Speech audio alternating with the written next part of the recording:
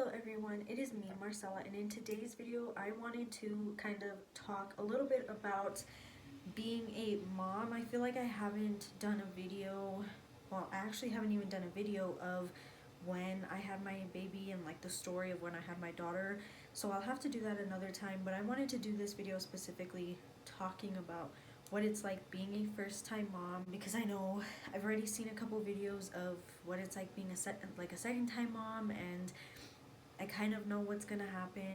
I just kind of wanted to sit and talk to you guys a little bit about what it's like being a mom and just things to like look out for if you are expecting, or if you probably have the same things that I'm going through as well. So I have a daughter whose name is Adelina. She is a year and a half. She's going to be 2 on the 29th of July.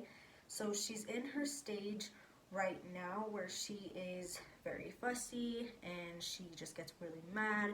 She is telling you no. She's slightly hitting, not as bad, but she's starting to get there. She is still putting things in her mouth a little bit here and there, and she's just having her moments now, and it's really shining right now. In the beginning, when you are a first-time mom, it is very different than what you expect. Obviously I've never been around kids before I had my daughter, so it was very different experiencing what it's like to have a kid and what it's like to have to go through having a kid and not really knowing what you're really getting yourself into. So the hardest thing that I can definitely say for me personally was waking up, definitely like responding to the baby a lot. And what was harder for me was because I was always tired. It was very hard for me to wake up and do all this stuff that I had to do for the baby, and it was just such a huge process, and that was the hardest for me. I would say was having to do the whole newborn stage.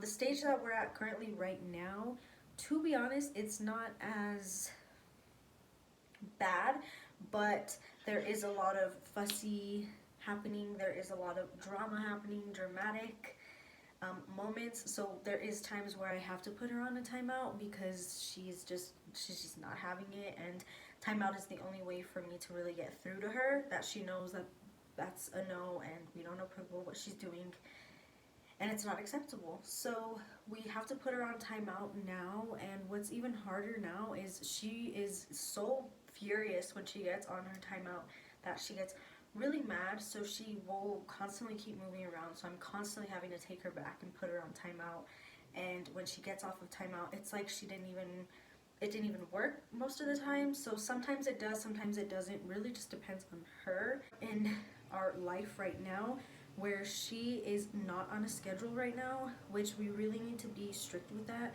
We were in the beginning, and we kind of were on and off when we broke up. So obviously she was going with her dad, who knows what time she was going to bed at her dad's, and here she was going to bed at 9:30. So it was very different, and now that we're together, living together, it's harder for her to go to sleep because we're together now and we're not separate. So I think that's what's making her sleeping schedule a little off and wonky.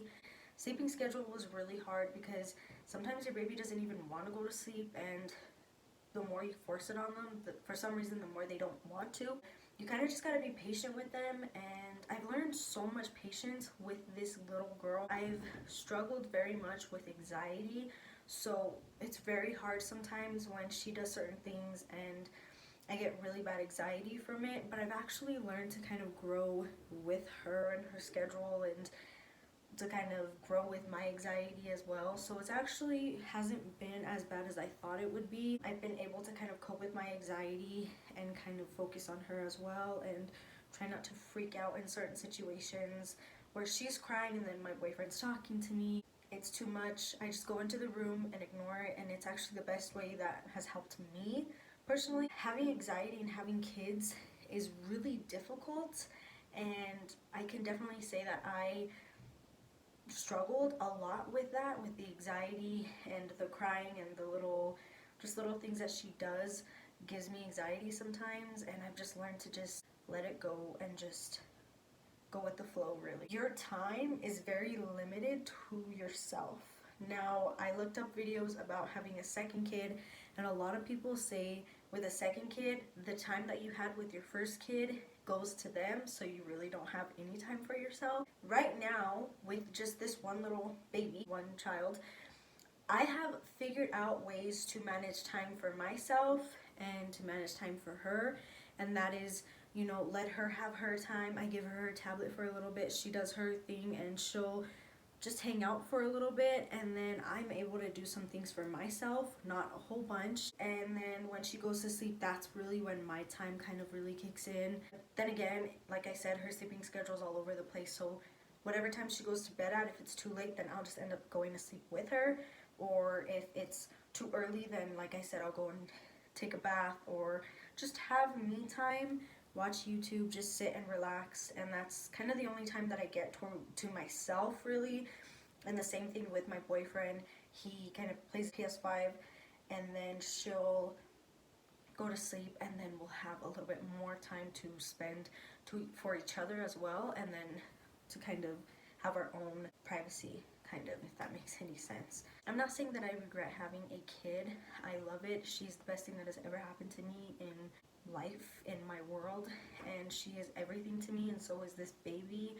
I'm so happy that I actually became a mom. To be honest, in my opinion, I feel like life was so boring before I had my daughter, and now that she's born, I'm just always up and active and doing things for her, and it's just cool because you see how your life is before you have a kid, and then you kind of see how it is after, and it completely changes your whole mindset and the way you see things. Me and my boyfriend, we used to just hang out, and he would be on his PS4 and I would be on my phone, and we would just hang out, and that's it. Nothing to worry about, no kid to take care of. And then after we had our baby, she was our main priority. We would have to make her food, breakfast every single morning. It's not we just wake up and then eat whenever we want to eat. Wake up, give her breakfast, and then just let her hang out, and then do certain things for her, not really for us anymore. And it's just a whole kind of switch in life that happens when you have a kid, and I love it. Life with a kid is great. It is very challenging. Like I said, the newborn stage was like the hardest because the whole burping situation was really hard for me because I have such tiny hands. Putting my hand right here trying to burp her, my hand would be too small, so I couldn't really hold her very well like this while burping her. So that was actually a really big struggle that I had with my tiny hands. I didn't quite master it just yet, so I definitely want to try to master it with this one. And that would be a huge accomplishment that I'm gonna try for myself, is to find a certain way to hold the baby to burp, so that way I'm not struggling as much as I was with Adelina. I tried a lot of different tactics and some didn't work. My tactic for this baby is to let the baby lay in the bed with us.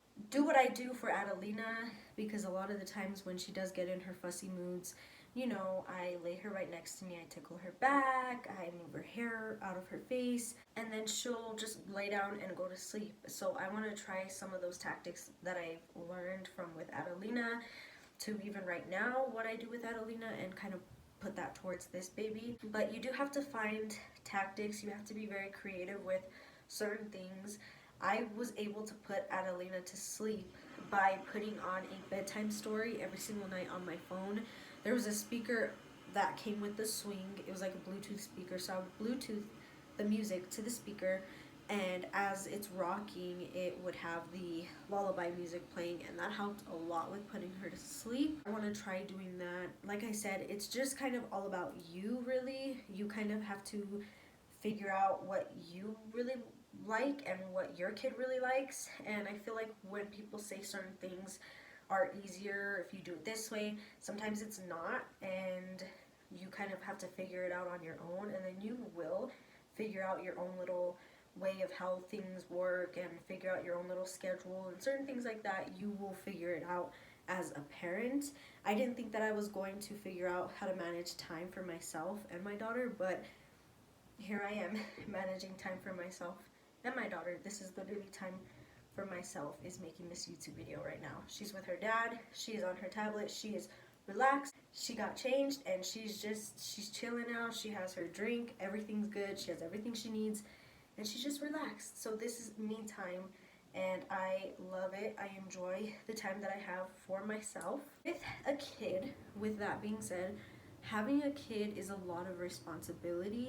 Obviously, I knew that it was going to be a lot of responsibility. Obviously, you're taking care of another human being. You know, not just the responsibility in taking care of your kid, but the responsibility of buying the things that your baby needs. We were at a point where we struggled a little bit with getting formula for our daughter, and we had to ask around a couple of people to help us. And that's just the reality of it. That's the truth of it. He was the only one working. I didn't want it to work with Adelina, and I really should have probably only done like 3 times a week, something like that, to get some sort of income in to help him out, because formula was really expensive, diapers were really expensive, and just the little things that she needed were really expensive as well. So kids are not cheap, they are very expensive, and you have to keep up with it. They go through formula like no other. I formula fed with my daughter, and I'm going to do the same thing with this one. But she went through it so fast that we were constantly having to buy her formula, and it was really hard to manage, you know, money for the diapers and all that. She's out of formula, and then we have to worry about trying to get her formula. So that was very hard. We kind of got on a certain schedule of when we knew that she needed milk, and then when we knew how much milk she needed, how much lasted 2 weeks. So about 2.5, 2 big Similac ones and then 1 medium one actually did good for her for about 2 weeks. So that lasted, and then we had to do the same exact thing the next time. You have to kind of figure out your schedule with your baby when it comes to like feeding time. If you're breastfeeding, you don't have to worry about it. But if you are formula feeding, just kind of write it down, figure out how much your baby goes through within however many weeks until you get paid, so you can figure it out that way.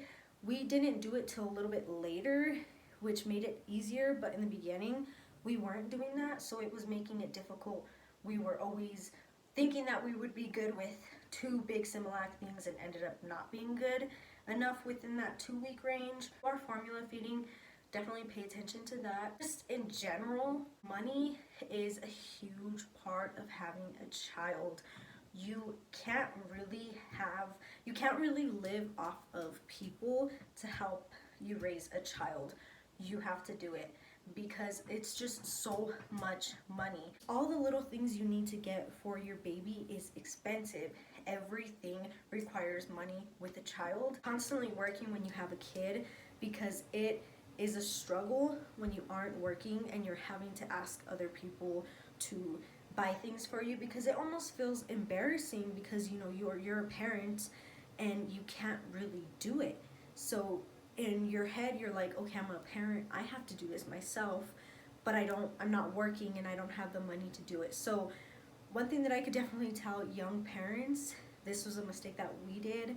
Of course, like I said, he was working, so we weren't completely broke and we didn't ask everyone for money all the time, but there were times where we were asking for formula. There were times where we were asking for diapers because she would run out quicker than we thought. As a teenager parent or a young parent, is stay on your feet and manage how fast your kid goes through certain things, so it makes it easier for you to kind of manage money well and a little bit better, so you can be like, okay, well, this paycheck I'm gonna put that aside for diapers and formula, and next paycheck I'm gonna put that aside for another thing of diapers but not formula, and let's do it for clothes. You know what I mean? So you can figure it out and manage your money that way. It's so much easier, which I wish we planned it and figured out kind of like the whole money situation on how we're going to manage our money properly, because we didn't do that in the beginning. So we were just guessing. She needs diapers, and then we'll get her one thing of formula. She should be good. Later down the road, she wasn't good, and we had to ask someone for help to get her something. Even if you don't have money, you know what I mean, and you are living off your parents or whatever the situation is, it really just depends on how you raise your kid and if your kid is happy with life. My daughter loves her life. Doesn't have much. I mean, she doesn't have her own room. She does have a whole hallway though to play in, so every day she comes in this hallway, this long hallway, and it's practically hers. So it doesn't matter how much toys or how much room they have or whatever. To be honest, it really just depends on you know, how you raise your kid and certain things like that. So I just wanted to sit and kind of give a little kind of talk, chit chat about kids. Yes, it is very rough. It's not easy. It really just depends on you, and it depends on how you take in the situation. Of course, like I said, it depends on, you know, if you make it hard on yourself, if you make the situation difficult, then yeah, it's going to be difficult. If you make being a parent hard, then yeah, it's going to be hard. So I think it really just depends on how you take it and how you respond to it, and that's just kind of how it is with a kid. I tell myself I'm not going to get frustrated, you know, she's a kid. I'm just getting mad, I'm getting frustrated.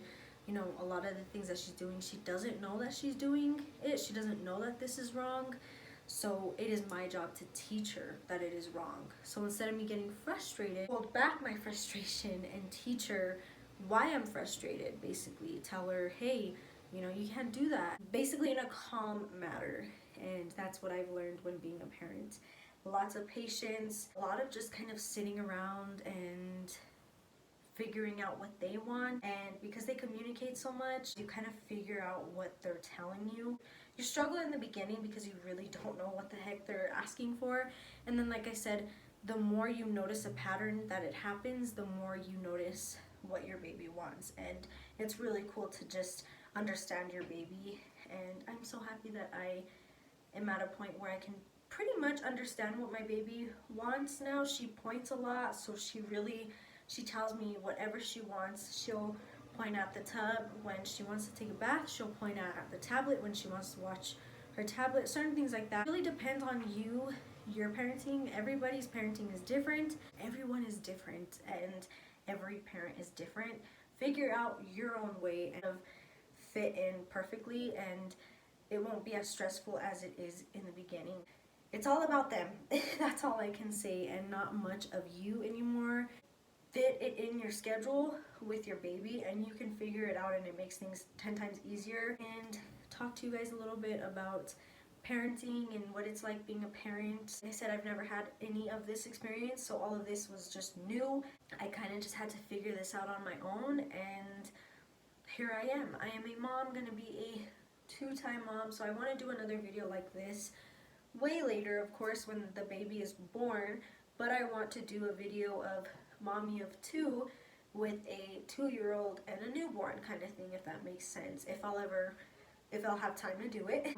Anyways, I hope you guys enjoyed this video, and I will see you guys in my next video whenever I have time. I am due on the 5th of August with this baby. Full of months, I'm gonna be having this little guy coming by really fast, and it is pretty scary that it's happening so fast. So, but I will keep you guys updated with that, and I will see you guys in my next one.